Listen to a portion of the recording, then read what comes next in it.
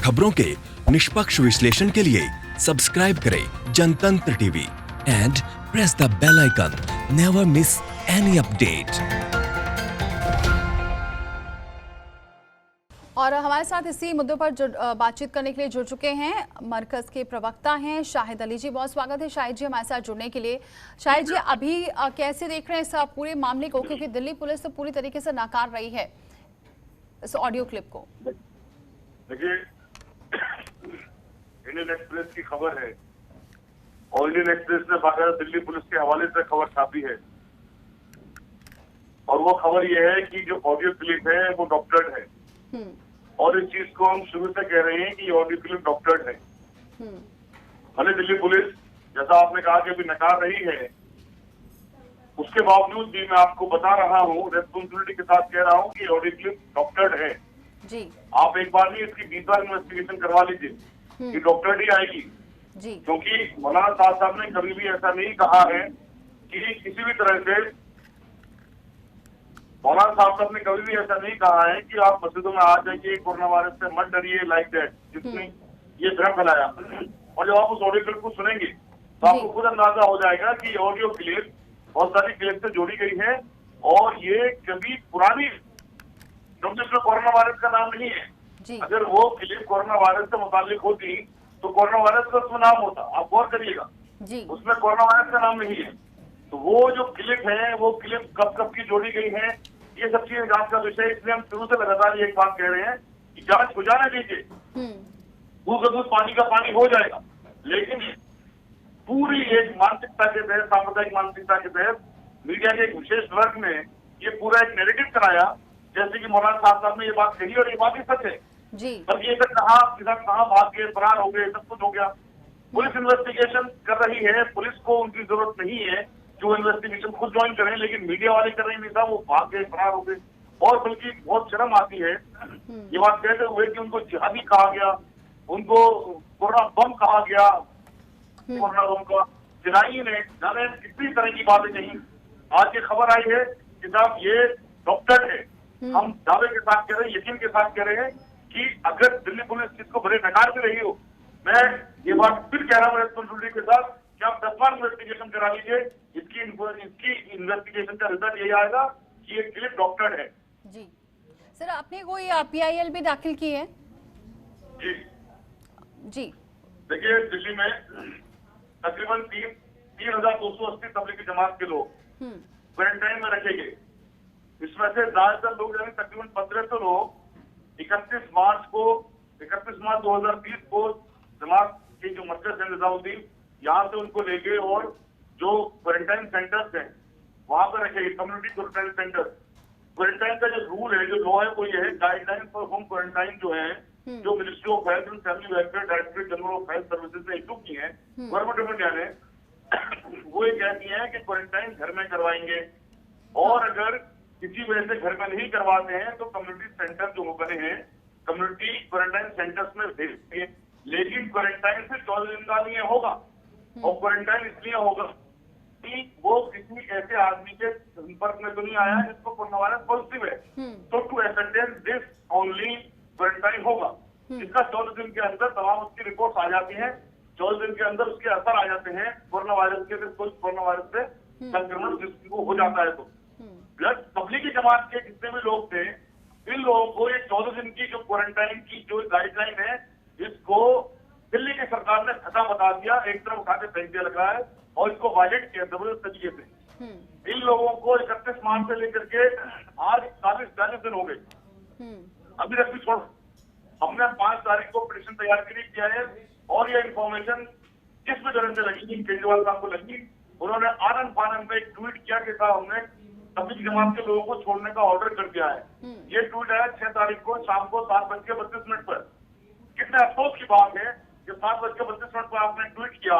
पहले तो आपने 14 दिन से ज्यादा उनको रोका, 40 दिन तक आपने उनको रोका, चलिए आपने कर लिया, आप 6:32 पर ट्वीट कर रहे हो हमने छोड़ दिया है, तो फिर आपने 6 तारीख की रात तक नहीं छोड़ा, 7 तारीख में भी नहीं छोड़ा, 8 तारीख में भी नहीं छोड़ा, 9 तारीख में भी नहीं छोड़ा और आपने एक काम और किया। सुल्तानपुरी क्वारंटाइन सेंटर से मेरे पास एक वीडियो आया, जिस वीडियो को मैंने कल शायर किया है और उस वीडियो में ये कहा जबकि सुल्तानपुरी क्वारंटाइन सेंटर में जहाँ 734 लोग तबलीगी जमात के हैं, वहां पर कुछ कोरोना वायरस पॉजिटिव को भी रख दिया गया है जी। अब कोरोना वायरस पॉजिटिव को अगर रख देंगे नेगेटिव के साथ में, तो जो नेगेटिव है वो भी पॉजिटिव हो जाएंगे। तो केजरीवाल साहब क्या एक और विस्फोट करना चाहते हैं और फिर तबलीगी जमात के सिर पे ये एक बार फिर से ठीकरा फोड़ना चाहते हैं? कितनी घृणा पॉलिटिक्स ये कर रहे हैं। इसलिए हम इनके रेजिग्नेशन की भी डिमांड करते हैं। दो लोग सुल्तानपुरी पे गैस हुई थी भूख से। शाहिद जी, आखिर ये क्या हुआ था? ये अचानक अपनी शहर में इन सारे पहलुओं को लिया, सारे विषयों को लिया है। जी शाहिद जी, ऐसा क्या हो गया था अचानक से ही ये पूरा मुद्दा ऐसा गरमाया, पूरा तबलीगी जमात के खिलाफ हो गया? शुरुआत से कैसे ये पूरा मामला इतना बढ़ता आ गया कि अब जो क्लिप भी आई है उसे भी अब डॉक्टरेट बताया जा रहा है? देखिए, इस क्लिप के बेस पर ही जो क्लिप डॉक्टर है, उस क्लिप के बेस पर ही केजरीवाल साहब ने मुकदमा करवाया तबलीगी जमात के ऊपर या मौलाना साहब के ऊपर, निजामुद्दीन मरकज के ऊपर, इसी क्लिप के ऊपर। किताब इन्होंने लॉकडाउन को नहीं माना या इन्होंने लोगों को एक साथ इकट्ठा किया और ये काम मस्जिद में आ जाए, इसी बेस के ऊपर। अब जब ये डॉक्टर, इसकी रिपोर्ट आ गई कि डॉक्टर है, तो फिर इसमें अब क्या एक कानूनी कार्रवाई केजरीवाल साहब के खिलाफ नहीं होनी चाहिए? झूठा मुकदमा दर्ज करवाने का जो एक कानूनी प्रावधान है, उसके तहत इनके खिलाफ कार्रवाई नहीं होनी चाहिए केजरीवाल साहब के खिलाफ? क्या केजरीवाल साहब कानून से ऊपर है? जब पूरा इन्होंने एक मुकदमा करवाया और उस मुकदमे के बाद ही पूरा संकीर्ण मानसिकता के तहत सांप्रदायिक मीडिया ने एक माहौल बनाया है हिंदुस्तान के अंदर, इस सारे भारत के अंदर, और जिस भारत की हिंदू और मुसलमान दो आंखों की तरह से हैं, उस भारत को इन्होंने धर्म के आधार पर तोड़ दिया। किस तरह भड़काया गया? क्या ये सत्य नहीं है कि अस्पतालों के अंदर मुसलमानों को इलाज करने से मना कर दिया? मेरठ में एक अस्पताल ने बाकायदा एडवर्टाइजमेंट दे दिया अखबार के अंदर, क्या मुसलमानों को इलाज नहीं करेंगे अगर उनके पास कोरोना वायरस नेगेटिव रिपोर्ट नहीं होगी। हापुड़ के अंदर एक वकील साहब अपनी बीवी को लेके गए मुसलमान से, वो बीवी की डिलीवरी होने वाली थी, मना कर दिया वहां पर। बरेली के अंदर गवर्नमेंट सर्वेंट है मुसलमान से, वहां पर वो मुसलमान है, एक फहरिस्त है पूरी लंबी, और सब्जी वालों को वहां पर घुसने नहीं दिया जा रहा है इलाकों में। वहां से सब्जी बाकायदा डिमांड निकाली जा रही है कि सब मुसलमानों को सब्जी नहीं लेंगे, यानी मुसलमान के हिंदुस्तान का पार्ट नहीं है। तो मुसलमानों को धर्म के आधार पर आप ऑपरेट करने का काम आपने कर दिया, डिवाइड कर दिया इस देश को, और इस देश को आपने ऐसे वक्त में जब ऑनरेबल प्राइम मिनिस्टर साहब कोविड-19 से लड़ रहे थे और ऑनरेबल प्राइम मिनिस्टर साहब पूरे देश को कोविड-19 से लड़ने के लिए तैयार कर रहे थे, आप देश को उस वक्त में ही तोड़ने का काम कर रहे हो, इतना मुसलमान करके। शायद जी, एक बात ये भी उठी थी, क्वारंटीन सेंटर में जो 2 लोगों की मौत हुई थी उस पर भी सवाल उठने लगे थे। जो 2 लोगों की मौत हुई, मैं आपसे वही अर्ज कर रहा हूँ मैडम जी, कि जो 2 लोगों की मौत हुई थी क्वारंटाइन सेंटर में, वो 2 लोगों की मौत भूख से हुई थी और उन 2 लोगों की शुगर लो हो गई थी। इसलिए जब एक कानून है, कानून बड़ा सीधा सा है कानून, और कानून ये कहता है कि जब ऐसा कोई वारदात हो जाए, यानी पुलिस कस्टडी में, गवर्नमेंट की कस्टडी में कोई है अगर, और उसकी डेथ हो जाए, तो उस पर एफआईआर होनी चाहिए और उसकी इन्वेस्टिगेशन होनी चाहिए। लेकिन क्वारंटाइन सेंटर में 2 लोगों की मौत हो गई, अभी तक भी उसमें एफआईआर नहीं हुई, कोई इन्वेस्टिगेशन नहीं हो रही। क्या बुरी बात है इसके अंदर? क्यों एफआईआर नहीं करते हो साहब? क्यों इन्वेस्टिगेशन नहीं करते हो? क्या वो भारत के नागरिक नहीं है? क्या उनके लिए अलग कानून बनाएंगे आप? जितने भी कोविड-19 के लोग हैं, क्वारंटाइन में लोग हैं, वो सब एक गिलास बनते हैं, चाहे वो किसी मदद के हो, लोग सबके लिए बराबर होगा ना। तो यहाँ पर इस कानून को जब धक्का बता दिया जाता है, आज कोई मीडिया में बहस भी हो रही है इस बारे में, रिपोर्ट डॉक्टर लोगों की बात डेथ हो गई, 14 दिन की बजाय 40 दिन तक वहां पर लोगों को कैद करके रखा हुआ है, क्यों इस पर डिबेट नहीं हो रही? क्या इंसान नहीं है लोग? 3,280 लोगों को दिल्ली के अंदर अकेले 40 दिन तक रख दिया जाता है, उत्तर प्रदेश के अंदर भी रखा हुआ है, उत्तर प्रदेश में चलिए छोड़ रहे हैं वहां पर धीरे धीरे करके, लेकिन इन्होंने तो बिल्कुल ही कैद करके रखा हुआ था। इंसान है ना ये सब लोग, इनको पूरी बहस होनी चाहिए ना, इनको पूरी बात होनी चाहिए ना। कितने अफसोस की बात है, हमारे अपने मुल्क में जो कॉन्स्टिट्यूशन से चलता है, जो कानून से चलता है, जी, धर्म के आधार पर इस तरह का पक्षपात, ये तो सही नहीं है। मतलब ये जानबूझ के शुरुआत से ही इसको नफरत फैलाई गई है, हिंदू मुस्लिम किया गया है इस पूरे मामले को।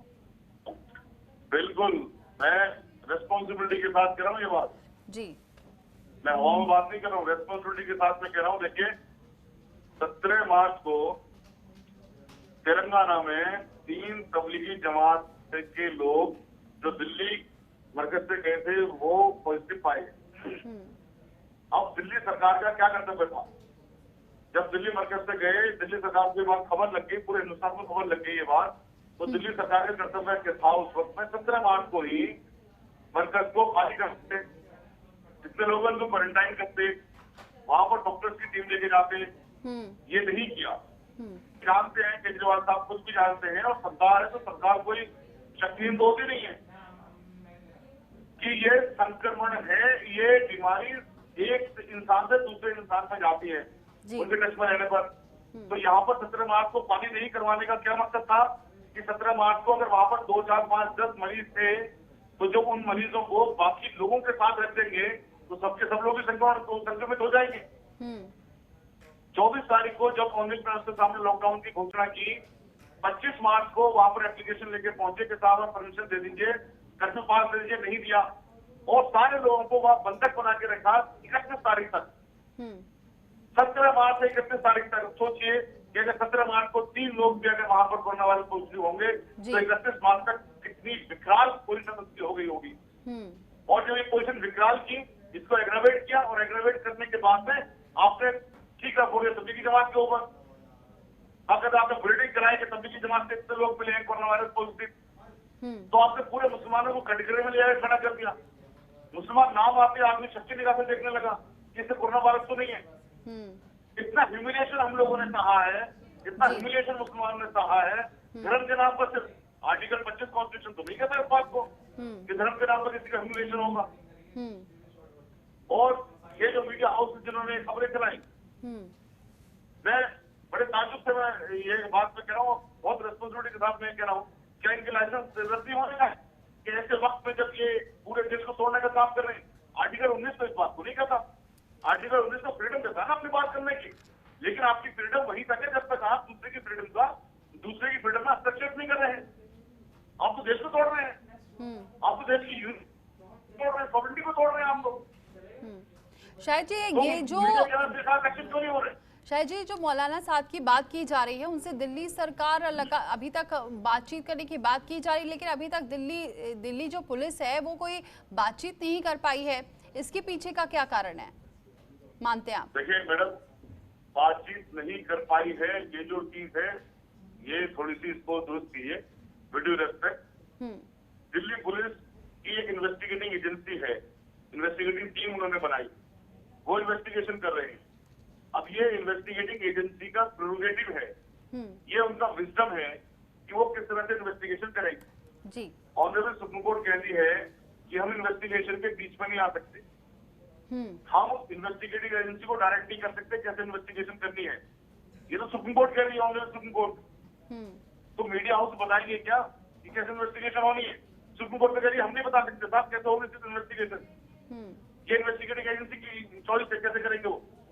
और हमारे देश के मीडिया हाउसेज, बड़े अफसोस की बात है कि साहब उनको गिरफ्तार करिए, उनको सामने लेके आइए, उनसे पूछताछ करिए। अब देखिए ना, आप यही देखिए, मैं आपको बता रहा हूँ, ऑनरेबल सुप्रीम कोर्ट कह रही है हम इंटरफेयर नहीं कर सकते इन्वेस्टिगेशन में, लेकिन हमारे यहाँ के मीडिया हाउसेज कर रहे हैं। तो क्या आर्टिकल 19 इसकी इजाजत देता है?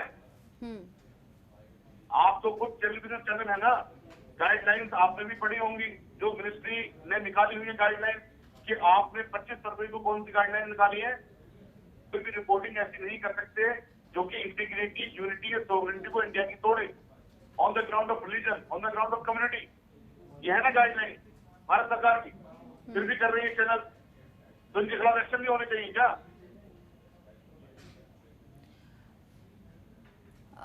ये जो पूछताछ में देर हुई है जी, समझ रही हूँ मैं। अब ये जो पूछताछ में देरी हुई है, कहीं इसके पीछे ये जो डॉक्टर क्लिप है, कहीं यही तो नहीं थी?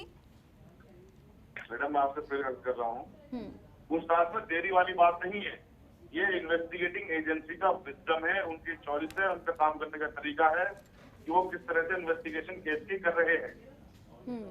तो इसलिए हम इसको देरी नहीं कह सकते, हम इसको जल्दी नहीं कह सकते। हम तो एक बात कह रहे हैं पहले दिन से कि जब भी बुलाएंगे इन्वेस्टिगेशन ज्वाइन करने के लिए हम दौड़े चले आएंगे।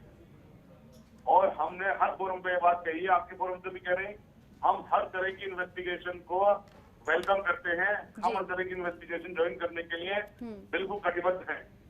जी बहुत बहुत शुक्रिया क्योंकि हमारा शाहिद। मानना है कि इन्वेस्टिगेशन इम्पार्शियल और फेयर हो गई तो हम बिल्कुल उसी तरह से पवित्र और पाक साफ बन के बाहर आएंगे जिस तरह से भारत की गंगा का पानी है, जिस तरह से मक्का में आवे जमजम का पानी है पवित्र। बिल्कुल उम्मीद यही है और होना भी नहीं चाहिए। जो चीज सच है वो चीज ही सामने आनी चाहिए। हिंदू मुस्लिम करने का कोई मतलब ही नहीं है, क्योंकि ऐसी लड़ाई थी, इसमें सबको साथ मिलकर लड़ना चाहिए था। लेकिन ये हम भी कह रहे हैं बाकायदा कि इसमें कहीं से भी लड़ना है, साथ लड़ें। जो अगर कोरोना पॉजिटिव है उसका इलाज ढंग से किया जाए, उनकी मदद की जाए, लेकिन इस तरीके का नहीं होना चाहिए जो इस दौर में देखने को मिला। बहुत शुक्रिया शाहिद जी हमारे साथ जुड़ने के लिए। खबरों के निष्पक्ष विश्लेषण के लिए सब्सक्राइब करें Jantantra TV and press the bell icon. Never miss any update.